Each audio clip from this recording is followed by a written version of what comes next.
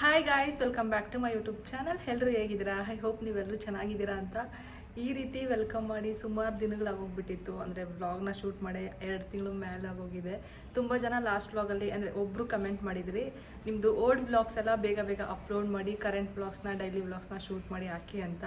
ನಾನು ಯಾವುದೂ ರೀತಿ ವ್ಲಾಗ್ನ ಶೂಟ್ ಮಾಡಿಲ್ಲ ಲಾಸ್ಟ್ 2 ಮಂತ್ಸ್ ಅಮ್ಮನ ಮನೇಲಿದ್ದಾಗ. ಜಸ್ಟ್ ಮಿನಿ ವ್ಲಾಗ್ಸ್ನೂ ಕೂಡ ತುಂಬ ಕಡಿಮೆ ನಾನು ಶೂಟ್ ಮಾಡಿರೋದು. 2 ತಿಂಗಳಲ್ಲಿ ಒಂದು 20 ಶೂಟ್ ಮಾಡಿರೋದೇ ಹೆಚ್ಚು. ಯಾವುದೇ ರೀತಿ ವ್ಲಾಗ್ಸ್ನ ಶೂಟ್ ಮಾಡೋಕ್ಕೆ ಹೋಗಿಲ್ಲ. ಫುಲ್ ರೆಸ್ಟ್ ಮಾಡಿದ್ದೇ ಆಯಿತು, ಮಗಳನ್ನ ನೋಡ್ಕೊಳ್ಳೋದೇ ಆಯಿತು. ಆ್ಯಂಡ್ ನಾವು ಬೇರೆ ಬೇರೆ ಹೊಸ ಜರ್ನಿ ಅಲ್ವಾ, ನನಗೂ ಹೊಸ ಎಕ್ಸ್ಪೀರಿಯೆನ್ಸು. ನಾನು ಸುಮಾರಷ್ಟು ಕಲಿಯೋದಿರುತ್ತೆ, ಅದ್ರ ಕಡೆನೇ ಕಾನ್ಸಂಟ್ರೇಟ್ ಮಾಡಿದೆ ಜಾಸ್ತಿ. ವ್ಲಾಗಿಂಗ್ ಜಾಸ್ತಿ ನಾನು ಮಾಡೋಕ್ಕೆ ಹೋಗಲಿಲ್ಲ. ಎಲ್ಲೋ ಒಂದೊಂದು ಸತಿ ನಾನು ಒಂದು 10-15 ಮಿನಿಟ್ಸ್ ಕುಕ್ಕಿಂಗ್ ಮಾಡ್ತಿರ್ತೀನಿ ಅಲ್ವಾ, ಅದನ್ನೆಲ್ಲ ಕ್ಲಿಪ್ಪಿಂಗ್ಸ್ನ ನೋಡಿ ತುಂಬ ಜನ ರೆಸ್ಟ್ ಮಾಡಿ ಇದೇ ರೀತಿ ಕೆಲಸ ಎಲ್ಲ ಮಾಡಬೇಡಿ ಅಂತ. ನಮ್ಮ ಮನೆಯಲ್ಲೂ ಏನೂ ಕೆಲಸ ಮಾಡೋದಕ್ಕೆ ಬಿಡೋದು ಇಲ್ಲ ಸ್ಟಾರ್ಟಿಂಗ್ ಯಾರ ಮನೆಯಲ್ಲೇ ಆಯ್ತು. ನಾನು ಎಲ್ಲೋ ಫುಲ್ ಡೇ ರೆಸ್ಟ್ ಮಾಡ್ತಾಯಿದ್ದೆ ಆಯಿತಾ. ಟಿ ವಿ ಇಲ್ಲ, ಊರಲ್ಲಿ ನೆಟ್ವರ್ಕ್ ಇಲ್ಲ, ತುಂಬಾ ಬೋರ್ ಆಗುತ್ತೆ ಕಂಪ್ಲೀಟ್ ಡೇ ರೆಸ್ಟ್ ಮಾಡಿದ್ರೆ. ನನಗೂ ಸ್ವಲ್ಪ ಮೈಂಡ್ ಡೈವರ್ಟ್ ಆಗಲಿ ಅಂತ ಅಂದ್ಬಿಟ್ಟು ಒಂದು 10-15 ಮಿನಿಟ್ಸ್ ಕುಕ್ಕಿಂಗ್ ಅದು ಇದು ಮಾಡ್ಕೊತಿದ್ದೆ ಅಷ್ಟೇ. ಆ್ಯಂಡ್ ನನ್ನ ಮಗಳು ಫುಲ್ ಡೇ ಅಂದರೆ ಡೇನೂ ಮಲಗ್ತಾಳೆ, ನೈಟು ಮಲಗ್ತಾಳೆ. ಹಂಗಾಗಿ ನನಗೂ ಬೋರ್ ಆಗ್ತಿರುತ್ತೆ, ಒಬ್ಬಳೇ ಏನು ಮಾಡಲಿ. ಅಮ್ಮನೂ ಫುಲ್ ಬ್ಯುಸಿ ಇರ್ತಾರೆ. ಬಾಣ್ತಿ ಮನೆ ಅಂದರೆ ನಿಮಗೆ ಗೊತ್ತಿರುತ್ತೆ, ಸುಮಾರಷ್ಟು ಕೆಲಸಗಳಿರುತ್ತೆ. 3 ಟೈಮ್ಸ್ ಅಡುಗೆ ಮಾಡೋದಾಗಿರ್ಬೋದು, ಆ್ಯಂಡ್ ಪಾಪು ಬಟ್ಟೆ ವಾಶ್ ಮಾಡೋದು. ನನ್ನ ಮಗಳಿಗೆ ನಾನು ಇವತ್ತಿನವರೆಗೂ ಡೈಪರ್ ಏನು ಯೂಸ್ ಮಾಡಿಲ್ಲ. ಏನಾದರೂ ಎಮರ್ಜೆನ್ಸಿ ನೀಡಿದಾಗ ಅಷ್ಟೇ ಯೂಸ್ ಮಾಡೋದು. ಸೊ ಕಾಟನ್ ಕ್ಲಾತ್ನ ಯೂಸ್ ಮಾಡ್ತೀನಿ ಅಲ್ವಾ, ಆ ಕ್ಲಾತ್ಸ್ನ ವಾಶ್ ಮಾಡೋದಾಗಿರ್ಬೋದು. ತುಂಬಾ ಬ್ಯುಸಿ ಇರ್ತಿದ್ರು. ನಾನು ಒಬ್ಬಳೇ ತುಂಬ ಬೋರ್ ಆಗೋದು ಅಂತೇಳಿ ಸಮ್ಟೈಮ್ಸ್ ಇನ್ನೊಂದು, ನಾವು ತುಂಬ ಹೊತ್ತು ಕೂತತ್ರನೇ ಕೂತ್ಕೊಂಡ್ರೆ ನಮ್ಮ ಮೈಂಡ್ ಕೂಡ ತುಂಬ ನೆಗೆಟಿವ್ ಥಾಟ್ಸ್ ಬರುತ್ತೆ. ನನಗೆ ಪ್ರೆಗ್ನೆನ್ಸಿ ಟೈಮಲ್ಲೇ ಎಕ್ಸ್ಪೀರಿಯೆನ್ಸ್ ಆಗಿದೆ 3 ಮಂತಲ್ಲೆಲ್ಲ. ಹಂಗಾಗಿ ನಾನು ಹ್ಯಾಪಿಯಾಗಿರಬೇಕು ಅಂತಂದರೆ ಸ್ವಲ್ಪ ಯಾವುದಾದ್ರೂ ಕೆಲಸದಲ್ಲಿ ಬ್ಯುಸಿ ಇರಬೇಕು. ಸೊ ಹಾಗಾಗಿ ಯಾವಾಗಾದರೂ ಸಮ್ಟೈಮ್ಸ್ ಕುಕ್ಕಿಂಗ್ ಮಾಡ್ತಿದ್ದೆ ಅಷ್ಟೇ. ಎಲ್ಲೋ ಒಂದು ವ್ಲಾಗಲ್ಲಿ 60 ಸೆಕೆಂಡ್ಸ್ ನೋಡಿ ಫುಲ್ ಡೇ ನಾನು ಹಂಗೆ ಕೆಲಸ ಮಾಡ್ತೀನಿ ಅಂತ ಅಂದ್ಕೋಬೇಡಿ. ಆ್ಯಂಡ್ ನಾನು ವ್ಲಾಗ್ ಮಾಡ್ತಿದ್ದೀನಿ ಅಂತ ಅಂದಾಗ ಏನಾದರೂ ಒಂದು ಕಂಟೆಂಟ್ ಇಟ್ಕೊಂಡೆ ವ್ಲಾಗ್ ಮಾಡಬೇಕಾಗುತ್ತೆ. ಬರೀ ನಾನು ರೆಸ್ಟ್ ಮಾಡೋದೇ ವ್ಲಾಗ್ನ ಶೂಟ್ ಮಾಡಿ ನಿಮ್ಮ ಜೊತೆ ಶೇರ್ ಮಾಡೋಕ್ಕಾಗಲ್ಲ ಅಲ್ವಾ. ಆ ರೀಸನ್ಗೂ ನಾನು ಜಾಸ್ತಿ ಲಾಸ್ಟ್ 2 ಮಂತ್ಸ್ ವ್ಲಾಗ್ಸ್ ಮಾಡೋಕ್ಕಾಗಲಿಲ್ಲ. ಅಲ್ಲಿ ಕಂಪ್ಲೀಟ್ ಡೇ ರೆಸ್ಟೇ. ಇಲ್ಲಿ ಬಂದಾಗ ಸ್ವಲ್ಪ ಚಿಕ್ಕ ಪುಟ್ಟ ಕೆಲಸಗಳಿರುತ್ತೆ. ಈ ವ್ಲಾಗ್ಸ್ನ ಕರೆಂಟ್ ಡೇಸ್ ಅಂದರೆ ಯಾವ ಥರ ಇದೆ ಇವಾಗ ನನ್ನ ಡೈಲಿ ರೂಟೀನ್ ಅಂತ ಎಲ್ಲ ನಾನು ಯಾವುದಾದ್ರೂ ವ್ಲಾಗಲ್ಲಿ ಶೇರ್ ಮಾಡ್ಕೊತೀನಿ. ಇವಾಗ ನಾನು ಏನು ಈ ವ್ಲಾಗ್ನ ಶೂಟ್ ಮಾಡ್ತಿದ್ದೀನಿ ಅಂತ ಅಂದರೆ, ನಮ್ಮದು ಹಾಸ್ಪಿಟಲ್ ಬಿಲ್ ಡೀಟೇಲ್ಸ್ನ ತುಂಬ ಜನ ಕೇಳಿದ್ರಿ, ಅದನ್ನು ಶೇರ್ ಮಾಡ್ಕೊಳ್ಳಿ ಅಂತ. ಹಂಗಾಗಿ ಈ ವ್ಲಾಗಲ್ಲಿ ಆ ಡೀಟೇಲ್ಸ್ನ ನೀಟಾಗಿ ಶೇರ್ ಮಾಡ್ಕೊತೀನಿ. ಆ್ಯಂಡ್ ಲಾಸ್ಟ್ ವ್ಲಾಗ್ ಕಮೆಂಟ್ಸ್ನ ನಾನು ಆನ್ಸರ್ ಮಾಡ್ತೀನಿ ಅಂತ ಹೇಳಿದ್ದೆ. ಇನ್ನೂ ಕಮೆಂಟ್ಸ್ ಬರೋದ್ರಲ್ಲಿದೆ, ಯಾಕಂದರೆ ನಾನು ನಿನ್ನೆ ಅದು ವ್ಲಾಗ್ನ ಅಪ್ಲೋಡ್ ಮಾಡಿರೋದು. ಅದನ್ನು ಇನ್ನೂ ಒನ್ ಅವರ್ ನಾಳೆ ಇಲ್ಲ ನಾಡಿದ್ದು ನೋಡಿಕೊಂಡು ಆ ಕಮೆಂಟ್ಸ್ನು ಕೂಡ ಆನ್ಸರ್ ಮಾಡಿ ಆ ಕ್ಲಿಪ್ಪಿಂಗ್ನ ಇದೇ ವ್ಲಾಗಲ್ಲಿ ಅಟ್ಯಾಚ್ ಮಾಡ್ತೀನಿ, ಓಕೆನಾ. ತುಂಬ ಜನ ಜೋರಾಗಿ ಮಾತಾಡಿ ಅಂತ ಕೇಳ್ತೀರಾ. ನಾನು ಜೋರಾಗೇ ಮಾತಾಡೋದು, ಬಟ್ ಅವತ್ತು ನೈಟ್ ವಾಯ್ಸ್ ಓವರ್ನ ಕೊಡ್ತಿದ್ದೆ. ನನ್ನ ಮಗಳು ಮಲಗಿದ್ದು, ಅವಳು ಎದ್ದು ಬಿಡ್ತಾಳೆ ಅಂತೇಳಿ ಸ್ವಲ್ಪ ನಿಧಾನಕ್ಕೆ ಮಾತಾಡಿದೆ. ಈಗ ಮಗಳು ಮಲಗಿದ್ದಾಳೆ, ರೂಮಲ್ಲಿ ಹಾಕಿದ್ದೀನಿ. ನಾನು ತೊಟ್ಲಲ್ಲಿ ಇಲ್ಲೇ ತೊಟ್ಲು ಇಟ್ಕೊಂಡಿದ್ದೀನಿ, ಹಾಲಲ್ಲೇ ನೋಡ್ತಿರ್ಬೋದು. ತೊಟ್ಟಲ್ಲಿ ಹಾಕಲ್ಲ ಡೇ ಟೈಮು, ನೈಟ್ ಟೈಮ್ ಮಾತ್ರನೇ ತೊಟ್ಟಲ್ಲಿ ಹಾಕೋದು ಅವಳನ್ನ. ಡೇ ಟೈಮ್ ರೂಮಲ್ಲಿ ನಾನು ಅವಳು ಫುಲ್ ಡೇ ಟೈಮ್ ಸ್ಪೆಂಡ್ ಮಾಡೋದು. ಅಲ್ಲಿ ಚೆನ್ನಾಗಿ ಗಾಳಿ ಕೂಡ ಬರುತ್ತೆ, ಹಾಗಾಗಿ ಡೋರ್ ಓಪನ್ ಇಟ್ಟಿದ್ದೀನಿ, ಸುತ್ತ ಪಿಲ್ಲೋಸ್ ಕೂಡ ಇಟ್ಟಿದ್ದೀನಿ. ಅವಳೇನೇ ಸೌಂಡ್ ಮಾಡೋದು ನನಗೆ ಗೊತ್ತಾಗುತ್ತೆ. ಇಲ್ಲೇ ನಿಂತ್ಕೊಂಡು ಬ್ಲಾಗ್ನ ಶೂಟ್ ಮಾಡ್ತಾಯಿದ್ದೀನಿ. ರಂಜಿತ್ ಇರುವಾಗಲೇ ಶೂಟ್ ಮಾಡ್ಬೋದು, ಬಟ್ ಅವರಿದ್ದಾಗ ಸುಮಾರಷ್ಟು ಮನೆ ಕೆಲಸಗಳಿರ್ತವೆ. ಅವರಿದ್ದಾಗಲೇ ನಾನು ಮನೆ ಕೆಲಸಗಳು ಮಾಡ್ಕೋಬೇಕು. ಅವ್ರು ಬೇಕಾದ್ರೆ ಮಗು ನೋಡ್ಕೊತಾರೆ ಅಲ್ವಾ. ಹೆಂಗಿದೆ ಅಂದರೆ ಇವಾಗ ತುಂಬ ಬ್ಯುಸಿಯಾಗಿದೆ. ಬೆಂಗಳೂರಿಗೆ ಬಂದಮೇಲೆ ಟೈಮ್ ಹೇಗೆ ಹೋಗ್ತಿದೆ ಅಂತಲೇ ಗೊತ್ತಾಗ್ತಿಲ್ಲ. 24 ಅವರ್ಸ್ ತುಂಬ ಶಾರ್ಟೇಜ್ ಅಂತ ಅನ್ನಿಸ್ತಿದೆ ಒಂದು ದಿನಕ್ಕೆ.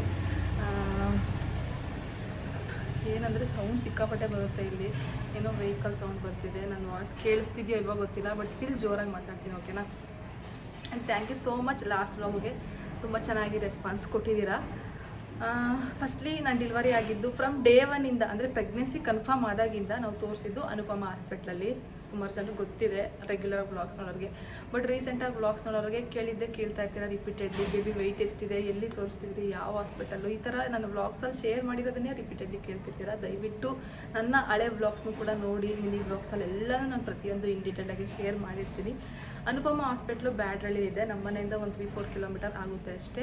ಫ್ರಮ್ ಡೇ 1ಇಂದನೂ ಅಂದರೆ ಪ್ರೆಗ್ನೆನ್ಸಿ ಕನ್ಫರ್ಮ್ ಆದಾಗ ಫಸ್ಟ್ ಟೈಮ್ ನಾವು ಹಾಸ್ಪಿಟಲ್ಗೆ ಹೋಗ್ತೀವಿ ಅಲ್ವಾ, ಕನ್ಫರ್ಮ್ ಆದಾಗ್ಲೂ ಇದು ನಿಜಾನ ಗೊತ್ತಿರಲ್ಲವ. ಪ್ರೆಗ್ನೆನ್ಸಿ ಕಿಟ್ಟಲ್ಲಿ ಸಮ್ಟೈಮ್ಸ್ ಫೇಕ್ ಕೂಡ ತೋರಿಸುತ್ತೆ ಅಂತಾರೆ. 90% ಅದು ಗ್ಯಾರಂಟಿನೇ. ಬಟ್ 10% ಎಲ್ಲೋ ನಮಗೂ ಡೌಟ್ ಇರುತ್ತಲ್ವ, ಡಾಕ್ಟ್ರ್ ಹತ್ರ ಹೋಗಿದ್ವಿ. ಆವಾಗಲಿಂದ ಡೆಲಿವರಿ ಆಗೋವರೆಗೂ ಅಲ್ಲೇ ನಾವು ಈಗಲೂ ಕೂಡ ನಂದು ಐರನ್ ಕ್ಯಾಲ್ಸಿಯಂ ಟ್ಯಾಬ್ಲೆಟ್ ತರೋದಕ್ಕೆ ಅದೇ ಹಾಸ್ಪಿಟಲ್ಗೆ ಹೋಗ್ತೀವಿ. ನಮ್ದು ಏನಾದರೂ ಡೌಟ್ಸ್ ಇರುತ್ತಲ್ವ ಆಫ್ಟರ್ ಡೆಲಿವರಿ, ಫಸ್ಟ್ ಎಕ್ಸ್ಪೀರಿಯನ್ಸ್ ಆಗಿರೋದ್ರಿಂದ ಫುಡ್ಡಿನ ವಿಚಾರದಲ್ಲಾಗಿರ್ಬೋದು, ಪ್ರತಿಯೊಂದೂ ಏನೇ ಡೌಟ್ಸ್ ಇದ್ದರೂ ನಾವು ಅದೇ ಹಾಸ್ಪಿಟಲ್ ಡಾಕ್ಟ್ರನ್ನೇ ಕನ್ಸಲ್ಟ್ ಮಾಡೋದು. ತುಂಬ ಚೆನ್ನಾಗಿದೆ, ನಮಗೆ ತುಂಬ ಚೆನ್ನಾಗಿ ಸೆಟ್ ಆಗಿದೆ. ನಾನೇನು ಹಾಸ್ಪಿಟಲ್ನ ಪ್ರಮೋಟ್ ಮಾಡ್ತಿಲ್ಲ, ನಮಗೆ ತುಂಬ ಇಷ್ಟ ಆಗಿರೋದ್ರಿಂದ ನಾನು ಅದನ್ನು ಶೇರ್ ಮಾಡ್ಕೊಂಡಿದ್ದೀನಿ ಅಷ್ಟೇ. ನನಗೆ ಅಲ್ಲಿನ ಸ್ಟಾಫ್ಸ್ ಆಗಿರ್ಬೋದು ಪ್ರತಿಯೊಂದು ನನಗೆ ತುಂಬ ಇಷ್ಟ. ತುಂಬ ಪಾಸಿಟಿವ್ ವೈಬ್ಸ್ ಬರ್ತಿತ್ತು ನನಗೆ ಆ ಮ್ಯಾಮ್ ಹತ್ರ ತೋರಿಸ್ಬೇಕಾದ್ರೆ. ಯಾವತ್ತೂ ನನಗೆ ಅನ್ಕಂಫರ್ಟಬಲ್ ಫೀಲ್ ಆಗಲೇ ಇಲ್ಲ. ಡೆಲಿವರಿ ಆಗೋವರೆಗೂ ಎಲ್ಲ ತುಂಬಾ ಚೆನ್ನಾಗಿತ್ತು. ಆ್ಯಂಡ್ ಎವ್ರಿ ಟೈಮ್ ಸ್ಕ್ಯಾನಿಂಗ್ ಹೋಗ್ಬೇಕಾದ್ರೆ ಎಷ್ಟು ಖರ್ಚಾಗ್ತಿತ್ತು ಅಂತ ನಾನು ಹೇಳ್ತೀನಿ ನಿಮ್ಮ ಹತ್ರ. ಇವಾಗ 3rd ಮಂತಲ್ಲಿ ಫಸ್ಟ್ ಟೈಮ್ ಪ್ರೆಗ್ನೆನ್ಸಿ ಕನ್ಫರ್ಮ್ ಆದಾಗ ಹೋದಾಗ ಒಂದ್ಸತಿ ಸ್ಕ್ಯಾನಿಂಗ್ ಮಾಡ್ತಾರೆ. ಅದಾದಮೇಲೆ ನನಗೆ 3rd ಮಂತಲ್ಲಿ ಒಂದ್ಸತಿ ಮಾಡಿದರು. 3rd ಮಂತಲ್ಲಿ ಮಾಡಿದ್ದಾದಮೇಲೆ ನೆಕ್ಸ್ಟ್ ನನಗೆ ಸ್ಕ್ಯಾನಿಂಗ್ ಮಾಡಿದ್ದೆ 5th ಮಂತ್. 4th ಮಂತಲ್ಲಿ ಸ್ಕ್ಯಾನ್ ಇರಲಿಲ್ಲ. ಮತ್ತು 6th ಮಂತಲ್ಲೂ ಮಾಡಿದ್ರು. ಅಲ್ಲಿ ಯೂಶಲಿ ಗ್ರೋತ್ ಸ್ಕ್ಯಾನ್ ಅಂತ ಮಾಡ್ತಾರಂತೆ 6th ಮಂತಲ್ಲೂ. ಸೊ 6th ಮಂತಲ್ಲೂ ಸ್ಕ್ಯಾನ್ ಮಾಡಿದ್ರು, 7th ಮಂತಲ್ಲೂ ಸ್ಕ್ಯಾನ್ ಮಾಡಿದ್ರು. 8th ಮಂತಲ್ಲಿ ಸ್ಕ್ಯಾನಿಂಗ್ ಇರಲಿಲ್ಲ. 9th ಮಂತಲ್ಲಂತೂ ಒಂದು 10-15 ಸತಿ ಸ್ಕ್ಯಾನಿಂಗ್ ಮಾಡಿಸಿದ್ವಿ. ಬಿಕಾಸ್ ನಾನು ಲಾಸ್ಟ್ ವ್ಲಾಗಲ್ಲೇ ಹೇಳಿದ್ದೆ, ಯಾವಾಗಲೇ ಸ್ಕ್ಯಾನಿಂಗ್ ಮಾಡ್ಸೋಕೆ ಹೋದ್ರೂ ಅದು ತಿಕ್ ಇಂಟರ್ನಲ್ ಎಕೋಸ್ ಅಂತ ಬರ್ತಿತ್ತು. ಹಂಗಾಗಿ ಅವರು ಫಾಲೋ ಅಪ್ ಮಾಡಬೇಕಲ್ಲ, ಅವ್ರದ್ದು ಒಂದು ರೆಸ್ಪಾನ್ಸಿಬಿಲಿಟಿ ಇದ್ದೇ ಇರುತ್ತೆ. ಹಂಗಾಗಿ ಅವರು 3-4 ಡೇಸ್ಗೂ ಒಂದೊಂದ್ಸತಿ ಸ್ಕ್ಯಾನಿಂಗ್ ಕರೀತಿದ್ರು. ನಮಗೂ ಟೆನ್ಷನ್ ಇರುತ್ತೆ, ಅಪ್ಡೇಟ್ಸ್ ನೀಟಾಗಿ ಸಿಗಬೇಕು ಅಂತಂದರೆ ಸ್ಕ್ಯಾನ್ ಮಾಡಿಸ್ತಾಯಿಲ್ಲ ಅವಾಗ ಗೊತ್ತಾಗೋದು. ಸೊ ಅವಾಗ ಒಂದು 10-15 ಟೈಮ್ಸ್ ಮಾಡಿಸಿದ್ದೀವಿ. ಅಟ್ ಲಾಸ್ಟ್ ನಾವು ಇನ್ನೇನು ನಾಳೆ ಅಡ್ಮಿಟ್ ಆಗ್ತೀವಿ ಅನ್ನೋ ಟೈಮಲ್ಲೂ ಪ್ರೀವಿಯಸ್ ಡೇ ನಾವು ಜಸ್ಟ್ ಚೆಕಪ್ಗೆ ಹೋಗಿದ್ದಿದ್ದು ಅಷ್ಟೇ. ಅವಾಗೇನು ಸ್ಕ್ಯಾನಿಂಗ್ ನೆಸೆಸಿಟಿ ಇರಲಿಲ್ಲ. ಮ್ಯಾಮ್ ಏನು ಬೇಡ ಸ್ಕ್ಯಾನಿಂಗ್ ಅಂತ ಹೇಳಿದ್ರು. ಬಟ್ ಸ್ಟಿಲ್ ನಾವು ನಮ್ಮ ಸಮಾಧಾನಕ್ಕೋಸ್ಕರ ಸ್ಕ್ಯಾನಿಂಗ್ ಆವಾಗಲೂ ಕೂಡ ಮಾಡಿಸಿದ್ವಿ. ಎವ್ರಿ ಟೈಮ್ ಸ್ಕ್ಯಾನಿಂಗ್ ಒಂದೇ ಪ್ರೈಸಸ್ ಇರಲ್ಲ. ಬಟ್ ಹೈಯೆಸ್ಟ್ ನಾವು ಸ್ಕ್ಯಾನಿಂಗ್ಗೆ ಪೇ ಮಾಡಿರೋದಂದರೆ 2.5K ಅಷ್ಟೇ. ಅಂದರೆ 1 ಟೈಮ್ ಸ್ಕ್ಯಾನ್ ಮಾಡಿದ್ದು 2.5K ಅಷ್ಟೇ ಹೈಯೆಸ್ಟು. 2,500 ಮೇಲೆ ಸ್ಕ್ಯಾನಿಂಗ್ ನಾವು ಯಾವುದೇ ಸ್ಕ್ಯಾನಿಂಗಲ್ಲೂ ಪೇ ಮಾಡಿಲ್ಲ. ಅದಾದಮೇಲೆ ಕೆಲವೊಂದು ಟೈಮ್ 1000 ರೂಪೀಸ್ ಕೂಡ ಪೇ ಮಾಡಿದ್ದೀವಿ, 800 ರೂಪೀಸ್ ಕೂಡ ಪೇ ಮಾಡಿದ್ದೀವಿ. 800 ಕಡಿಮೆ, 800ಇಂದ 2.5Kವರೆಗೂ ಟಿಲ್ 9th ಮಂತ್ವರೆಗೂ. ಅಂದರೆ ಒಂದೊಂದು ಸತಿ ಸ್ಕ್ಯಾನ್ ಮಾಡ್ಸೋಕೆ ಹೋದಾಗ ಅಷ್ಟಾಗ್ತಿತ್ತು. ಅದಾದಮೇಲೆ NST ಮಾಡೋದಕ್ಕೆಲ್ಲ ಒಂದು 300-500 ಈ ರೀತಿ ಚಾರ್ಜ್ ಮಾಡ್ತಿದ್ರು. ಅದಾದಮೇಲೆ ಬ್ಲಡ್ ಟೆಸ್ಟು ಅದನ್ನು 2.5K 3.5K ಈ ರೀತಿ ಆಗ್ತಿತ್ತು. ಬ್ಲಡ್ ಟೆಸ್ಟು ಒಂದು 2 ಟೈಮ್ಸ್ ಡಬಲ್ ಮಾರ್ಕರ್ ಟೆಸ್ಟ್ ಅಂತ ಐ ಥಿಂಕ್ 5th ಮಂತಲ್ಲೇನೋ ಮಾಡ್ತಾರೆ. ಅದಾದಮೇಲೆ 7th ಮಂತಲ್ಲಿ ಒಂದು ಸತಿ ಬ್ಲಡ್ ಟೆಸ್ಟ್ ಮಾಡಿದರು, 9th ಮಂತಲ್ಲಿ ಒಂದು ಸತಿ ಮಾಡಿದರು. ಸೊ ಅರೌಂಡ್ 2.5 to 3.5K ಈ ರೀತಿ ಆಗುತ್ತೆ ಬ್ಲಡ್ ಟೆಸ್ಟ್ ಆ ಹಾಸ್ಪಿಟ್ಲಲ್ಲಿ. ಬೇರೆ ಕಡೆ ಎಷ್ಟಾಗುತ್ತೆ ಅಂತ ಗೊತ್ತಿಲ್ಲ, ಬಿಕಾಸ್ ಆ ಹಾಸ್ಪಿಟಲ್ಲೇ ಬಿಲ್ ಡೀಟೇಲ್ಸ್ ಸುಮಾರು ಜನ ಕೇಳಿದ್ದು.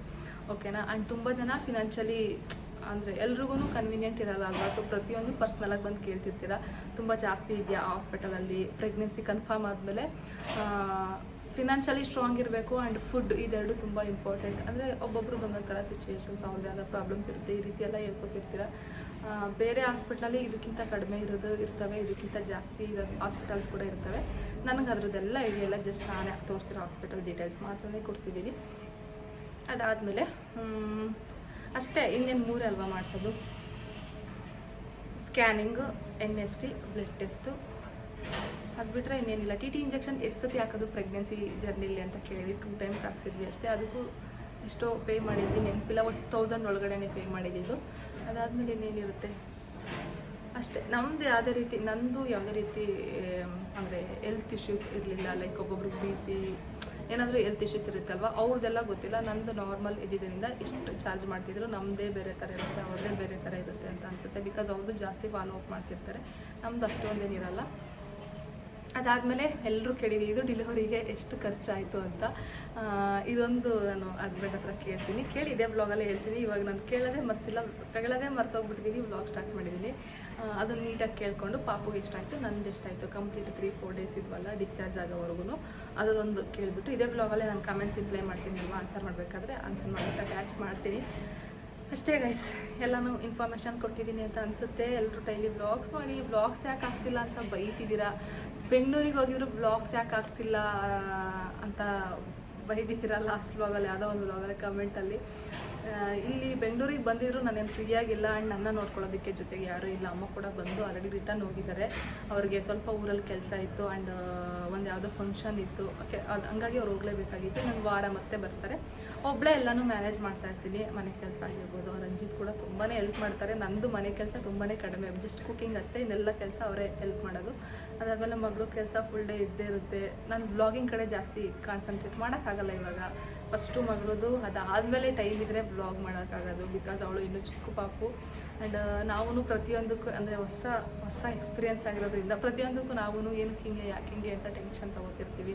ಆ್ಯಂಡ್ 3rd ಮಂತಲ್ಲೇ ಬೆಂಗಳೂರಿಗೆ ಬಂದಿದ್ದೀವಿ ಅಂದಮೇಲೆ ನಾವು ನೀಟಾಗಿ ನೋಡ್ಕೋಬೇಕು. ಅಮ್ಮ 5th ಮಂತ್ವರೆಗೂ ಕಳಿಸೋದೇ ಇಲ್ಲ ಅಂತ ಅಂದರು, ಬಟ್ ನಾವು ಹೋಗ್ತೀವಿ. ರಂಜಿತ್ತು ಕೂಡ ಊಟದ್ದು ಸಮಸ್ಯೆ ಇರುತ್ತೆ, ಅವ್ರಿಗೆ ಊಟ ಸೆಟ್ ಆಗೋದೇ ಇಲ್ಲ. ನಾನು ಸುಮಾರು ಸತಿ ಹೇಳಿದ್ದೀನಿ.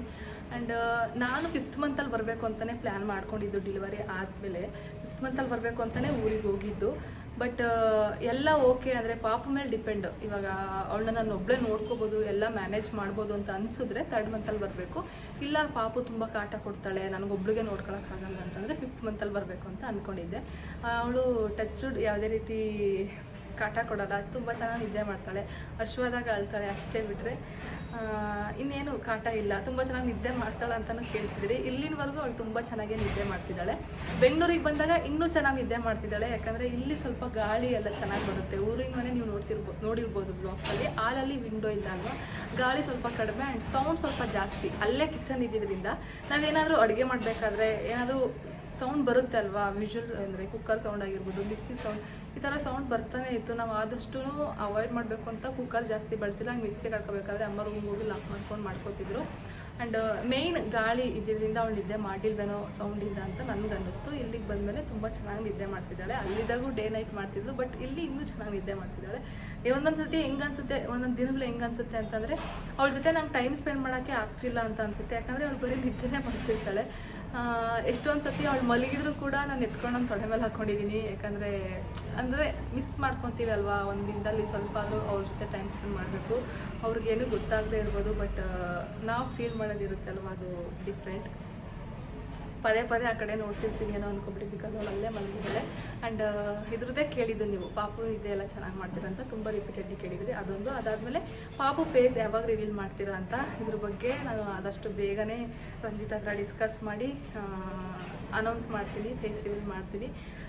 ನಾನು ಒಬ್ಬಳೇ ಡಿಸಿಷನ್ ತೊಗೊಳಕ್ಕಾಗಲ್ಲ. ಅವಳ ವಿಷಯದಲ್ಲಿ ನಾನು ವ್ಲಾಗಿಂಗ್ ಮಾಡ್ತಿದ್ದೀನಿ ಅಂತೇಳಿ ಪ್ರತಿಯೊಂದು ಶೇರ್ ಮಾಡೋಕ್ಕಾಗಲ್ಲ. ನಂದೇನೇನು ನಾನು ಹೇಳ್ಕೊಳ್ಳೋ ಥರದ್ದೆಲ್ಲನೂ ನಾನು ಹೇಳ್ಕೊತೀನಿ. ನಿಮಗೂ ಗೊತ್ತು ಡೇ 1 ನೋಡ್ತಿದ್ರೆ.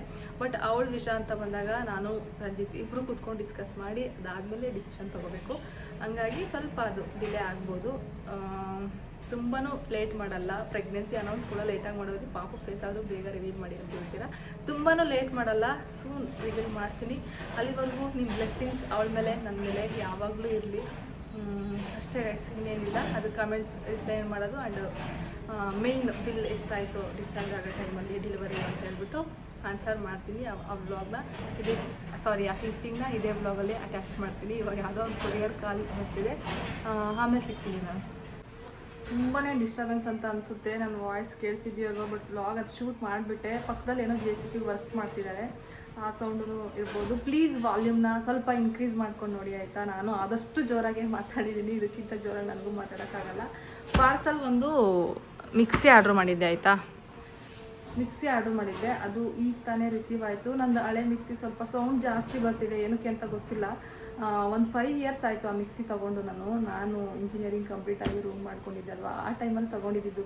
ಟೆಂಪರರಿಗೆ ಇರಲಿ ಅಂತ ಲೈಫ್ ಲಾಂಗ್ ಬ್ರ್ಯಾಂಡ್ದು ತೊಗೊಂಡಿದ್ದೆ. ಇವಾಗ ಸ್ವಲ್ಪ ಚೆನ್ನಾಗಿರೋದಿರಲಿ ಅಂಥೇಳಿ ಪ್ರೆಸ್ಟೀಜ್ ಆರ್ಡ್ರ್ ಮಾಡಿದ್ದೆ ಈ ಮಿಕ್ಸಿ. ಇದ್ರದ್ದು ಲಿಂಕ್ ಬೇಕಾದರೆ ನಾನು ಇದೇ ಬ್ಲಾಗಲ್ಲೇ ಟ್ಯಾಗ್ ಮಾಡಿರ್ತೀನಿ. ಪ್ರಾಡಕ್ಟ್ದು ಚೆಕ್ ಮಾಡಿ, ಬೇಕಿದ್ರೆ ಬೈ ಮಾಡಿ. ಓಪನ್ ಮಾಡಿ ನೋಡೋಣ ಬನ್ನಿ ಹೇಗೆ ಬಂದಿದೆ ಅಂತ. ಸಿಕ್ಕಾಪಟ್ಟೆ ಸೌಂಡು ಆಯಿತಾ. ಇವತ್ತೇ ಇಷ್ಟೊಂದು ಸೌಂಡ್ ಬರ್ತಿದೆ. ಇವತ್ತೇ ವ್ಲಾಗ್ನ ಶೂಟ್ ಮಾಡ್ತಿದ್ದೀನಿ ನಾನು.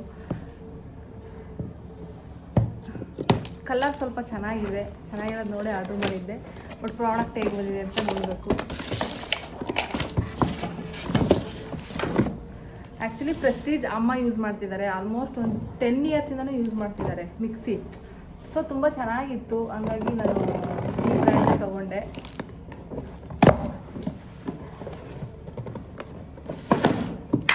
ಇದು ಓಪನ್ ಮಾಡೋದೇ ಟೈಮ್ ತೊಗೊಳೋದು. ಆ್ಯಂಡ್ ವಾರಂಟಿ ಕೂಡ ಇತ್ತು. ಆಲ್ಮೋಸ್ಟ್ 2 ಇಯರ್ಸ್ 3 ಇಯರ್ಸ್ ವಾರಂಟಿ ಇದೆ. ಜಾರ್ ಇದರಲ್ಲಿ 3 ಬರುತ್ತೆ ಅಷ್ಟೇ. ನಾನು ಚೆಕ್ ಮಾಡಿ ಆರ್ಡ್ರ್ ಮಾಡಿದ್ದು. 5 ಇರೋದು 7 ಇರೋದು ಎಲ್ಲ ಬರುತ್ತೆ. ಬಟ್ ನಮಗೆ 3 ಇರೋದು ಸಾಕು, ಇರೋದು ಇಬ್ಬರಿಗೆ ಅಂತೇಳಿ ಇದನ್ನು ಪರ್ಚೇಸ್ ಮಾಡಿದ್ದು.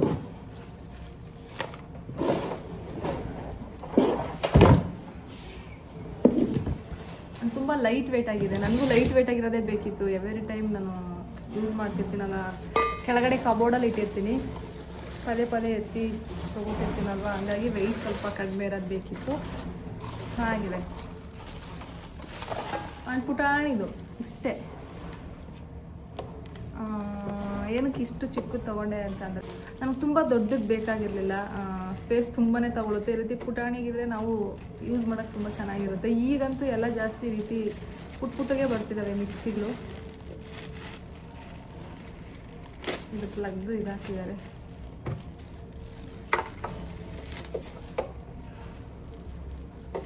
ನೋಡಬೇಕು ಯೂಸ್ ಮಾಡಿದ್ದಾದ್ಮೇಲೆ. ಚೆನ್ನಾಗೇ ಇರುತ್ತೆ ಈ ಬ್ರ್ಯಾಂಡು. ನಾನು ಸಿಸರ್ ತಗೊಂಡು ಕಟ್ ಮಾಡೋ ಪೇಷನ್ಸ್ ಇರಲ್ಲ ಸಮ್ಟೈಮ್ಸ್. ಕೈಯಲ್ಲೇ ಪಟ್ಟ ಅಂತ ಕೆತ್ಬಿಡ್ತೀನಿ.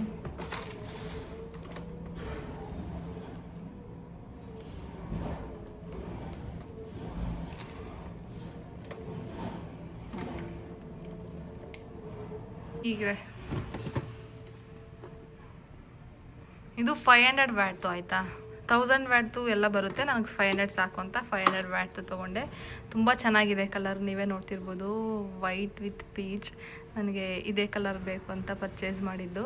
ಆ್ಯಂಡ್ ಜಾರ್ಗಳು ಇದು ಚಿಕ್ಕದು. ಐ ಥಿಂಕ್ ಇದು 200-300 ml ಇರ್ಬೋದೇನೋ. ಆ್ಯಂಡ್ ಇದು ಸ್ವಲ್ಪ ದೊಡ್ಡದಾಗಿದೆ. 3 ಜಾರ್ಸ್ ಬರುತ್ತೆ ಇಷ್ಟೇ.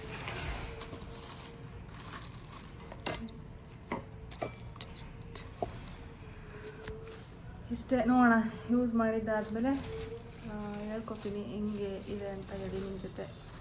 ಇದಕ್ಕೆ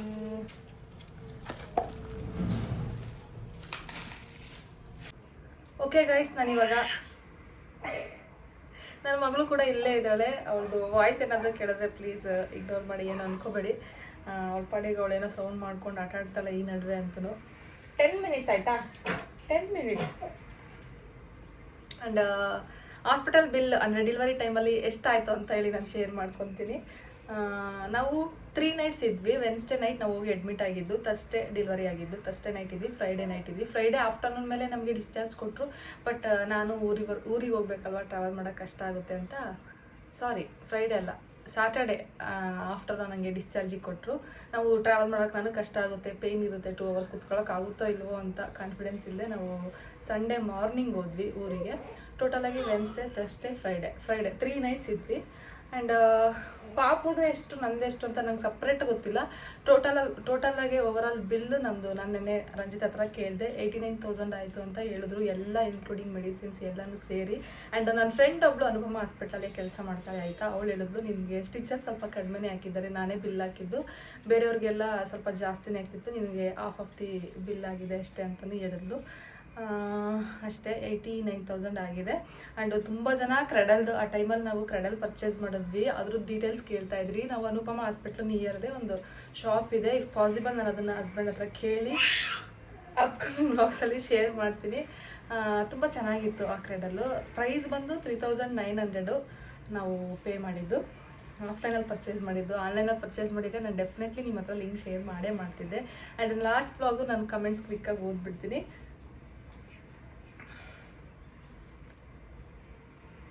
ಬಿಲ್ ಎಷ್ಟಾಯಿತು ಅಂತ ಸುಮಾರು ಜನ ಕೇಳಿದ್ರಿ, ಆಲ್ರೆಡಿ ಹೇಳಿದ್ದೀನಿ. God bless your family and your baby. Thank you so much. Wow, finally got notification about your vlog. Congrats for you and Ranjith bro. Happy to see you. ತುಂಬ ಜನ ಮಿಸ್ ಮಾಡ್ಕೊಂಡಿದ್ದೀರ ನಾನು ಅಷ್ಟೇ ಮಿಸ್ ಮಾಡಿಕೊಂಡೆ. ನನಗೆ ವ್ಲಾಗಿಂಗ್ ತುಂಬಾ ಇಷ್ಟ. Camera ಮುಂದೆ ಮಾತಾಡೋದಾಗಿರ್ಬೋದು, ಪ್ರತಿಯೊಂದು ಮೂಮೆಂಟ್ಸ್ ಕ್ಯಾಪ್ಚರ್ ಮಾಡೋದಾಗಿರ್ಬೋದು, ನನ್ನ ಲೈಫ್ ಜರ್ನಿನ ಡಾಕ್ಯುಮೆಂಟ್ ಮಾಡೋದಾಗಿರ್ಬೋದು, ತುಂಬ ಇಷ್ಟ ಆಯಿತು ವ್ಲಾಗಿಂಗ್. ನಾನು ತುಂಬ ಮಿಸ್ ಮಾಡಿಕೊಂಡೆ. ಬಟ್ ಇನ್ಮೇಲಿಂದ ಎಷ್ಟಾಗುತ್ತೋ ಅಷ್ಟು ವ್ಲಾಗ್ಸ್ ಮಾಡ್ತೀನಿ. ನೋಡ್ತಾ ಇರಿ, ಇದೇ ರೀತಿ ಸಪೋರ್ಟ್ ಮಾಡ್ತಾಯಿರಿ.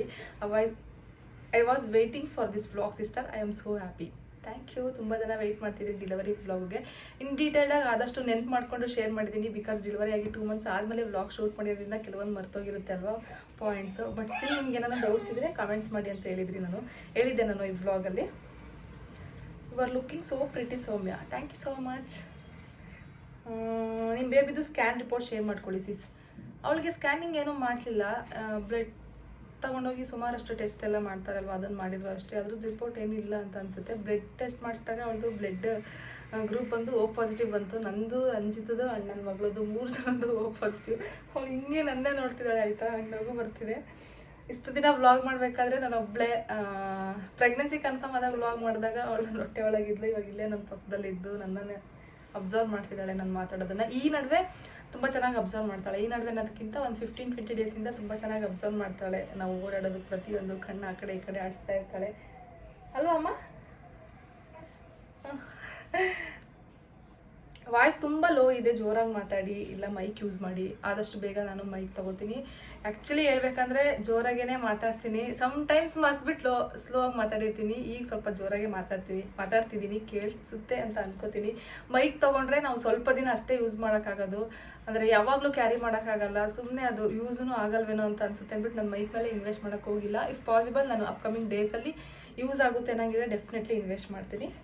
ಹಾಸ್ಪಿಟಲ್ ಡೀಟೇಲ್ಸ್ ಶೇರ್ ಮಾಡಿದ್ದೀನಿ. ಅಕ್ಕ, how many weeks did baby delivery? ನನಗೆ ಡೆಲಿವರಿ ಡೇಟ್ ಕೊಟ್ಟಿದ್ದು Feb 26. ಎವ್ರಿ ಟೈಮ್ ಸ್ಕ್ಯಾನಿಂಗ್ ಹೋಗಬೇಕಾದ್ರೆ Feb 26 ಕೊಟ್ಟಿದ್ರು. ಸುಮಾರು ಜನ EDD ಡೇಟ್ ಶೇರ್ ಮಾಡ್ಕೊಳ್ಳಿ ಅಂತಿದ್ರಿ. ನಾನು ಅದನ್ನು ಶೇರ್ ಮಾಡ್ಕೊಳ್ಳೋಷ್ಟರಲ್ಲಿ ಡೆಲಿವರಿನೇ ಆಗೋಯಿತು. Feb 26 ಕೊಟ್ಟಿದ್ರು. ಸ್ಟಾರ್ಟಿಂಗಲ್ಲಿ ಸ್ಕ್ಯಾನ್ ಮಾಡಿಸಿದಾಗ ಪ್ರೆಗ್ನೆನ್ಸಿ ಕನ್ಫರ್ಮ್ ಆಗಿ ಸ್ಟಾರ್ಟಿಂಗಲ್ಲಿ ಸ್ಕ್ಯಾನ್ ಮಾಡಿಸ್ತೀವಲ್ವ, ಆವಾಗ ನನಗೆ 2 ಡೇಟ್ಸ್ ಕೊಟ್ಟಿದ್ರು. Feb 26 ಒಂದು, ಇನ್ನೊಂದು ಮಾರ್ಚ್ ಫಸ್ಟ್ ವೀಕಲ್ಲಿ ಒಂದು ಕೊಟ್ಟಿದ್ರು. ಬಟ್ ಲಾಸ್ಟಲ್ಲಿ ಹೋಗ್ತಾ Feb 26 ಬರ್ತಿತ್ತು ಸ್ಕ್ಯಾನ್ ಮಾಡಿಸಿದಾಗ. ಆ್ಯಂಡ್ ನನಗೆ ಡೆಲಿವರಿ ಆಗಿದ್ದು Feb 19. ಆಲ್ಮೋಸ್ಟ್ 1 ವೀಕ್ ಮುಂಚೆ ಆಗಿದೆ. 39 ವೀಕ್ಸಲ್ಲಿ ಡೆಲಿವರಿ ಆಗಿದ್ದು. ಸೇಮ್ ನನಗೂ ಹಾಗೆ ಮ್ಯಾಮ್. ಲಾಸ್ಟ್ ಟೈಮಲ್ಲಿ ನಾನು ಸಿ ಸೆಕ್ಷನ್ ಮಾಡಿಸ್ಕೊಂಡೆ. ಸೇಮ್ ನಿಮ್ಮ ಥರನೇ ಆಯಿತು ma'am, same to same. Thank you ನಿಮ್ಮ ಈ ಕಮೆಂಟ್, ನಿಮ್ಮ ಎಕ್ಸ್ಪೀರಿಯನ್ಸ್ನ ಕೂಡ ಶೇರ್ ಮಾಡ್ಕೊಂಡಿದ್ದಕ್ಕೆ. ಒಬ್ಬೊಬ್ರದ್ದು ಈ ರೀತಿ ಆಗುತ್ತೆ. ಸುಮಾರು ಜನ, ನನ್ನ ಫ್ರೆಂಡು ಒಬ್ಳಿದ್ದಾಳೆ, ಅವಳದು ಆಲ್ಮೋಸ್ಟ್ 32-35 ಅವರ್ಸ್ ಲೇಬರ್ ಪೇಯ್ನ್ ಅವಳು ತಿಂದು ಅಟ್ ಲಾಸ್ಟ್ ಸಿ ಸೆಕ್ಷನ್ ಮಾಡಿಸ್ಕೊಂಡ್ಳು. ಅವಳಿಗೆ ನ್ಯಾಚುರಲ್ ಪೇಯ್ನ್ ಕೂಡ ಬಂದಿತ್ತು. ಅವಳಿಗೂ ಅದು ಗಿಲ್ಟ್ ಇದೆ. ಅವಳಿಗೂ ಆಸೆ ಇತ್ತು ನಾರ್ಮಲ್ ಡೆಲಿವರಿನೇ ಆಗಬೇಕು ಅಂತ. ಏನೂ ಮಾಡೋಕ್ಕಾಗಲ್ಲ, ಸುಮಾರಷ್ಟು ರೀಸನಿಂದ ಅಟ್ ಲಾಸ್ಟ್ ಸಿ ಸೆಕ್ಷನ್ ಆಗಿಬಿಡುತ್ತೆ. ಬಟ್ ನಾವು ಟ್ರೈ ಮಾಡಿದ್ದೀವಿ. ಆ ವಿಷಯದಲ್ಲಿ ಯಾವುದೇ ರೀತಿ ಗಿಲ್ಟ್ ಇರಲ್ಲ ನಮಗೂ. ಟ್ರೈ ಮಾಡೋಷ್ಟು ಮಾಡಿದ್ದೀವಿ. ಅಕ್ಕ, ಪಾಪು ಮುಖ ಯಾವಾಗ ತೋರಿಸ್ತೀರಾ? ಪ್ಲೀಸ್ ಬೇಗ ತೋರಿಸಿ. ನನ್ನ ಪಾಪು, ನನ್ನ ಮಗಳು ಫೇಸ್ ರಿವೀಲ್ ಯಾವಾಗ ಮಾಡ್ತೀರಾ ಅಂತ ತುಂಬ ಜನ ಕೇಳ್ತಿದ್ದೀರಾ. ನಾನು ರಂಜಿತ್ ಹತ್ರ ಸಾರಿ, ಅದು ಐಫೋನ್ ಸ್ಟೋರೇಜ್ ಫುಲ್ಲಾಗಿ ವಿಡಿಯೋ ಸ್ಟಕ್ ಆಯಿತು, ಅಂದರೆ ಕಟ್ ಆಯಿತು. ನಾನು ಡೆಲಿವರಿ ವ್ಲಾಗ್ನ ಡಿಲೀಟ್ ಮಾಡಿ ಸ್ಟೋರೇಜ್ ಕ್ಲಿಯರ್ ಮಾಡಿಕೊಂಡು ಮತ್ತೆ ವ್ಲಾಗ್ನ ಕಂಟಿನ್ಯೂ ಮಾಡ್ತಿದ್ದೀನಿ. ಸುಮಾರು ಹಳೆ ಮಿನಿ ವ್ಲಾಗ್ಸ್ ಎಲ್ಲ ಹಾಗೇ ಇದೆ. ಅದನ್ನು ಡಿಲೀಟ್ ಮಾಡಿ ನಾನು ಸ್ಟೋರೇಜ್ ಫ್ರೀ ಮಾಡ್ಕೋಬೇಕು. ರಂಜಿತ್ ಹತ್ರ ಡಿಸ್ಕಸ್ ಮಾಡಿದ್ದೀನಿ ಪಾಪು ಫೇಸ್ ರಿವೀಲ್ ಮಾಡೋದ್ರ ಬಗ್ಗೆ. ಅವರು 3rd ಮಂತಲ್ಲಿ ಮಾಡೋಣ, ಈ 3rd ಮಂತಲ್ಲಿ, ಇವಾಗ 3rd ಮಂತ್ ರನ್ನಿಂಗ್ ಅವಳಿಗೆ, ಈ ಮಂತಲ್ಲೇ ಮಾಡೋಣ ಅಂತ ಹೇಳಿದ್ದಾರೆ. ಡೇಟ್ ಇಬ್ಬರು ಇನ್ನೂ ಫೈನಲ್ ಮಾಡಿಲ್ಲ. ಅದು ಫೈನಲ್ ಆಗಿದ ತಕ್ಷಣ ನಾನು ನಿಮಗೆ ಶೇರ್ ಮಾಡ್ಕೊತೀನಿ. ಒಟ್ಟಿನಲ್ಲಿ ನಾವು 3rd ಮಂತಲ್ಲೇ ಪಾಪು ಫೇಸ್ನ ರಿವೀಲ್ ಮಾಡ್ತೀವಿ. ವೆಯ್ಟ್ ಮಾಡ್ತಾಯಿರಿ. ಆ್ಯಂಡ್ ನಾನೇ 3rd ಮಂತಲ್ಲೇ ಮಾಡೋಣ, ತುಂಬ ವೆಯ್ಟ್ ಮಾಡ್ಸೋದು ಬೇಡ ಅಂತ ಅಂದ್ಕೊಂಡೆ. ತುಂಬ ಜನ ಫ್ಯಾಮಿಲಿ ಅಂತ ಹೇಳ್ತೀರಾ, ಶೇರ್ ಮಾಡ್ಕೊಳ್ಳೋಕ್ಕೇನು ಅಂತಲೂ ಕೇಳ್ತೀರಾ. ಅಂದರೆ ನಾನು ನಿಮ್ಮನ್ನ ಫ್ಯಾಮಿಲಿ ಮೆಂಬರ್ಸ್ ಅಂತ ಹೇಳ್ತಿದ್ದೆ ಅಲ್ವಾ ಯಾವಾಗೂ. ಅದು ಕರೆಕ್ಟೇ, ಶೇರ್ ಮಾಡ್ಕೋಬೇಕು. ಬಟ್ ಸ್ಟಿಲ್ ನಾನು ಅವಾಗಲೇ ಹೇಳ್ದಂಗೆ ನಾನು ಒಬ್ಬಳೇ ಡಿಸಿಷನ್ ತೊಗೊಳಕ್ಕಾಗಲ್ಲ. ರಂಜಿತ್ ಬೇಡ, ಇನ್ನು ಚಿಕ್ಕ ಪಾಪ ಅಲ್ವಾ, 3rd ಮಂತಲ್ಲಿ ಮಾಡಿವಂತೆ ಅಂತ ಹೇಳಿದ್ರು. ಡೇಟ್ ಫೈನಲ್ ಮಾಡಿ ನಾನು ನಿಮಗೆ ಶೇರ್ ಮಾಡ್ಕೋತೀನಿ. ಬೆಂಗಳೂರಲ್ಲಿ ಯಾವ ಹಾಸ್ಪಿಟ್ಲಲ್ಲಿ ತೋರಿಸಿದ್ದು, ಬಿಲ್ ಎಷ್ಟಾಯಿತು, ಡೀಟೇಲ್ಡಾಗಿ ಎಲ್ಲ ಎಕ್ಸ್ಪ್ಲೈನ್ ಮಾಡಿದ್ದೀನಿ. ಹಾಸ್ಪಿಟಲ್ ನೇಮ್ ಎಲ್ಲನೂ ಅನುಪಮ ಹಾಸ್ಪಿಟ್ಲು, ಬ್ಯಾಡ್ರಳ್ಳಿಲಿರೋದು. ನಿಮ್ಮ ಬೇಬಿ ಸ್ಲೀಪ್ ರೂಟೀನ್ ಬಗ್ಗೆ ಶೇರ್ ಮಾಡಿ, ನೈಟ್ ಹೇಗೆ ಮ್ಯಾನೇಜ್ ಮಾಡ್ತೀರಾ, ಇದ್ರ ಬಗ್ಗೆ ನಾನೊಂದು ವ್ಲಾಗ್ನೇ ಮಾಡೋಣ ಅಂತ ಅಂದ್ಕೊಂಡಿದ್ದೀನಿ. ಇವಳ್ದು ಒಂದೊಂದು ದಿನ ಒಂದೊಂದು ಥರ ರೂಟೀನ್ ಇರುತ್ತೆ. ಸೊ ಹಂಗಾಗಿ ಒಂದು ವ್ಲಾಗ್ನೇ ಮಾಡಿ ಹಾಕ್ತೀನಿ. ತುಂಬ ಏನೋ ಕಷ್ಟ ಆಗಲ್ಲ ಇವಳನ್ನ ನೋಡ್ಕೊಳ್ಳೋದು, ಬಿಕಾಸ್ ಇವಳು ತುಂಬ ಏನೋ ಕಾಟ ಕೊಡಲ್ಲ, ಆರಾಮಾಗಿರ್ತಾಳೆ. ಹಂಗಾಗಿ ನನಗೆ ಈಸಿ ಆಗ್ತಿದೆ ನೋಡ್ಕೊಳ್ಳೋದಕ್ಕೆ, ಒಬ್ಬಳೇ ನೋಡ್ಕೊಳ್ಳೋದಕ್ಕೆ. ಆ್ಯಂಡ್ ನನಗೆ ಇವಳು ಹುಟ್ಟಾಗಿಂದ ನೋಡ್ಕೊತಿದ್ದೀನಿ ಅಲ್ವಾ, ಅಮ್ಮನ ಮನೇಲಿ ಇದ್ದಾಗೂ ಅಷ್ಟೇ ನಾನೇ ನೋಡ್ಕೊತಿದ್ದು, ಅಭ್ಯಾಸ ಆಗಿದೆ. ಇವಳು ಯಾವ ಟೈಮಲ್ಲಿ ಹೇಗೆ ಅಂತ ಸ್ವಲ್ಪ ಆದರೂ ನನಗೆ ಅರ್ಥ ಆಗುತ್ತೆ. ಕಷ್ಟ ಆಗುತ್ತೆ, ಒಬ್ಬರೇ ಇಷ್ಟು ಬೇಗ ಯಾಕೆ ಹೋದ್ರಿ ಅಂತ ಹೇಳ್ತಿದ್ರಿ ಇನ್ಸ್ಟಾಗ್ರಾಮಲ್ಲೆಲ್ಲ ಬಂದು. ಕಷ್ಟ ಏನು ಆಗ್ತಿಲ್ಲ, 10 ಡೇಸ್ ಆಯಿತು ಬಂದು. ಇನ್ನೂ ನಂಗೆ ಚೆನ್ನಾಗಿ ಅನ್ನಿಸ್ತಿದೆ. ನಾನು ರಂಜಿತ್ ಇಬ್ಬರು ನೋಡ್ಕೋತಿದ್ದೀವಲ್ವ, ನನಗದು ತುಂಬ, ಅಂದರೆ ನಾನು ರಂಜಿತ್ ಇಬ್ಬರು ನೋಡ್ಕೋಬೇಕು. ನಾನು ಅಲ್ಲಿ ಊರಲ್ಲಿ, ಅವರು ಇಲ್ಲಿ, ಅದು ನನಗೆ ಯಾಕೋ ಇಷ್ಟನೇ ಆಗ್ತಿರಲಿಲ್ಲ. ಬಟ್ ಸ್ಟಿಲ್ ನಾವು ಫಸ್ಟು 3 ಮಂತ್ಸ್ವರೆಗೂ ಊರಲ್ಲಿರಬೇಕು. ಸ್ಟಾರ್ಟಿಂಗ್ ಡೇಸಲ್ಲಿ ನಾವೇನು ಕೆಲಸ ಮಾಡೋಕ್ಕಾಗಲ್ಲ. ಆ್ಯಂಡ್ ಅಮ್ಮವ್ರಿಗೂ ಕೂಡ ಇನ್ಮೇಲಿಂದ ಹೊಲದಲ್ಲಿ ಕೆಲಸ ಸ್ಟಾರ್ಟ್ ಆಗುತ್ತೆ. ಅಲ್ಲಿ ಮತ್ತೆ ನಾನು ಒಬ್ಬಳೇ ಮನೇಲಿ ಇರೋಕ್ಕೆ ನನಗೂ ಬೋರ್ ಆಗುತ್ತೆ. TV ನೆಟ್ವರ್ಕ್ ಏನು ಇರಲ್ಲ ಅಲ್ವಾ, ಹಾಗಾಗಿ ಬಂದಿದ್ದೀನಿ. ಚೆನ್ನಾಗಿ ನಡೀತಿದೆ. ಐ ಹೋಪ್ ಹಿಂಗೆ ಚೆನ್ನಾಗಿ ಹೋಗುತ್ತೆ ಅಂತ. ಅಕ್ಕ ಬೆಂಗಳೂರಾಗ? ಹೌದು, ಬಂದೆ. 3 ಮಂತ್ಸ್ ಅಷ್ಟೇನಾ ಬಾಣತನ ನಿಮ್ಮ ಕಡೆ ಅಂತ ಕೇಳಿದ್ದೀರಾ. 3 ಮಂತ್ಸ್ ಅಷ್ಟೇ ಅಲ್ಲ, 9 ಮಂತ್ಸ್ 1 ಇಯರ್ವರೆಗೂ ಇರೋರು ಇರ್ತಾರೆ. ನಮ್ಮ ಕಡೆನೂ ತುಂಬ ಚೆನ್ನಾಗಿರುತ್ತೆ ಬಾಣತನ. ನಾನು ಮಾತ್ರನೇ ಹಿಂಗೆ 3rd ಮಂತಲ್ಲಿ ಬಂದಿರೋದಷ್ಟೇ. ನಿಮ್ಮ ಪಾಪುಗೆ ಹಿಮಾಲಯ ಪ್ರಾಡಕ್ಟ್ಸ್ ಯೂಸ್ ಮಾಡ್ತಾ ಇದ್ದೆ, ನಮ್ಮ ಪಾಪುಗೆ ಹಿಮಾಲಯ ಪ್ರಾಡಕ್ಟ್ಸ್ ಯೂಸ್ ಮಾಡ್ತಾ ಇದ್ದೆ, ಬಟ್ ಗುಳ್ಳೆ ಆಗ್ತಾ ಇದೆ. ನೀವು ಯಾವ್ದು ಯೂಸ್ ಮಾಡ್ತಿದ್ದೀರಾ, ಯಾವ್ದು ಬೆಸ್ಟು ಪ್ಲೀಸ್? ಅದಕ್ಕೊಬ್ರು ಈಟ್ ಕೇಸಸ್ ಬಿಸಿಲು ತುಂಬ ಇದೆ ಅಲ್ವಾ, ಸೊ ಅದಕ್ಕೆ ಅಂತ ಒಬ್ರು ಅದಕ್ಕೆ ರಿಪ್ಲೈ ಮಾಡಿದ್ದಾರೆ. ಹೌದು, ನನ್ನ ಮಗಳಿಗೂ ಚಿಕ್ಕ ಪಿಂಪಲ್ಸ್ ಇಲ್ಲೊಂದು ಕಾಣಿಸ್ತಿದೆ. ನಿಜವಾಗ್ಲೂ ಅದು ಬಿಸಿಲಿಗೆನೆ ಸೆಕೆಗುಳ್ಳೆ ಅಂತಾರೆ, ಅದಕ್ಕಾಗಿ ಆಗಿರೋದು. ಒಬ್ಬೊಬ್ರಿಗೆ ಹಿಮಾಲಯ ಪ್ರಾಡಕ್ಟ್ಸ್ ಯೂಸ್ ಮಾಡಿದ್ರು ಒಬ್ಬೊಬ್ರು ಮಕ್ಕಳಿಗೆ ಅದು ಸೆಟ್ ಆಗಲ್ಲ. ಅಂದರೆ ಅವಳು ಅಳ್ತಿರೋದಲ್ಲ, ಆಟ ಆಡ್ತಿರೋದು. ಆಮೇಲೆ ಅಳ್ತಿದ್ದಾಳೆ ಸಮಯ ನೀವು ವ್ಲಾಗ್ ಮಾಡ್ತಿದ್ದೀರಾ ಅಂತ ಅನ್ಕೋಬೇಡಿ. ಅವಳು ಹಂಗೆ ಆಟ ಆಡ್ತಿರ್ತಾಳೆ, ಕಾಲೆಲ್ಲ ಮೂಮೆಂಟ್ ಮಾಡಿಕೊಂಡು, ಅಲ್ಲಪ್ಪ ಸುತ್ತ ನೋಡಿಕೊಂಡು. ನನ್ನ ಮಗಳಿಗೂ ಆ ಥರ ಚಿಕ್ಕ ಪಿಂಪಲ್ಸ್ ಇದೆ. ನಾನು ಹಿಮಾಲಯ ಪ್ರಾಡಕ್ಟ್ಸ್ ಯೂಸ್ ಮಾಡ್ತಾ ಇಲ್ಲ, ಇವಾಗ ಬೇರೆದು ಯೂಸ್ ಮಾಡ್ತಾ ಇದ್ದೀನಿ. ಸ್ಟಾರ್ಟಿಂಗ್ ಸ್ವಲ್ಪ ದಿನ ಹಿಮಾಲಯ ಯೂಸ್ ಮಾಡಿದೆ. ಫ್ರಮ್ ರೀಸೆಂಟ್ ಡೇಸಿಂದ ನಾನು ಇವಾಗ ಸೆಬಮೆಡ್ ಕಂಪ್ಲೀಟ್ ಎಲ್ಲ ಪ್ರಾಡಕ್ಟ್ಸನ್ನು ಸೆಬಮೆಡೇ ಯೂಸ್ ಮಾಡ್ತಾ ಇದ್ದೀನಿ. ಅದರದೆಲ್ಲ ಇನ್ ಡೀಟೇಲಾಗಿ ನಾನು ಶೇರ್ ಮಾಡ್ತೀನಿ ಹೋಗ್ತಾ ವ್ಲಾಗ್ಸ್ಗಳಲ್ಲಿ. ಪ್ರಾಡಕ್ಟ್ಸ್ ಲಿಂಕ್ಸ್ ಆಗಿರ್ಬೋದು ಪ್ರತಿಯೊಂದನ್ನು ಎಲ್ಲನೂ ನಾನು ಇವಾಗ ಸೆಬಮೆಡ್ ಯೂಸ್ ಮಾಡ್ತಾ ಇದ್ದೀನಿ. ಎಷ್ಟೋ ದಿನ ಆದಮೇಲೆ ವ್ಲಾಗ್ ಹಾಕಿದ್ದೀರಾ ಸಿಸ್ಟರ್. ಹೌದು, ಊರಲ್ಲಿದ್ದೆ, ನೆಟ್ವರ್ಕ್ ಸಿಗಲಿಲ್ಲ, ಹಂಗಾಗಿ ಯಾವ ಹಾಸ್ಪಿಟಲ್ಲಿ ಡೆಲಿವರಿ ಆಗಿದ್ದು ಆಲ್ರೆಡಿ ಹೇಳಿದ್ದೀನಿ. C-ಸೆಕ್ಷನ್ ಕೂಡ ಪೇನ್ಫುಲ್ ಇರುತ್ತಾ? ಎರಡೂ ಕೂಡ ಪೇನ್ಫುಲ್ಲೇ. ನಾರ್ಮಲ್ ತುಂಬ ಪೇನ್ ಇರುತ್ತೆ, C-ಸೆಕ್ಷನ್ ಆದರೆ ಆರಾಮಾಗಿ ಮಾಡಿಸ್ಕೋಬೋದು ಅಂತ ಏನೂ ಇಲ್ಲ. ಹಂಗೆ ಕಂಪೇರೇ ಮಾಡೋಕ್ಕೆ ಹೋಗ್ಬಾರ್ದು. ನಾರ್ಮಲ್ ಕೂಡ ಲೇಬರ್ ಡೆಲಿವರಿ ಆಗೋ ಟೈಮಲ್ಲಿ ಪೇಯ್ನ್ ಇರುತ್ತೆ. ಆ್ಯಂಡ್ C-ಸೆಕ್ಷನ್ ಕೂಡ ಆಫ್ಟರ್ ಡೆಲಿವರಿ C-ಸೆಕ್ಷನ್ ಮಾಡಿರ್ತಾರಲ್ವ, ಫಸ್ಟು 3 ಡೇಸ್ ಸ್ವಲ್ಪ ಕಷ್ಟ, ಎದ್ದು ವಾಕ್ ಮಾಡೋದಕ್ಕೆಲ್ಲ ಸ್ಟಿಚಸ್ ಪೇಯ್ನ್ ಇರುತ್ತೆ. ತುಂಬ ಕಂಟ್ರೋಲೇ ಮಾಡೋಕ್ಕಾಗಲ್ಲ ಅಂತ ಏನಿಲ್ಲ, ನೀವು ಆರಾಮ್ಸೆ ಕಂಟ್ರೋಲ್ ಮಾಡ್ಬೋದು. ತುಂಬ ಹೆದರ್ಕೋಬೇಡಿ, ಯಾಕಂದರೆ ಕೆಲವೊಬ್ರಿಗೆ C-ಸೆಕ್ಷನ್ ಅಂದರೆ ಭಯ ಅಂತ ಇರುತ್ತೆ.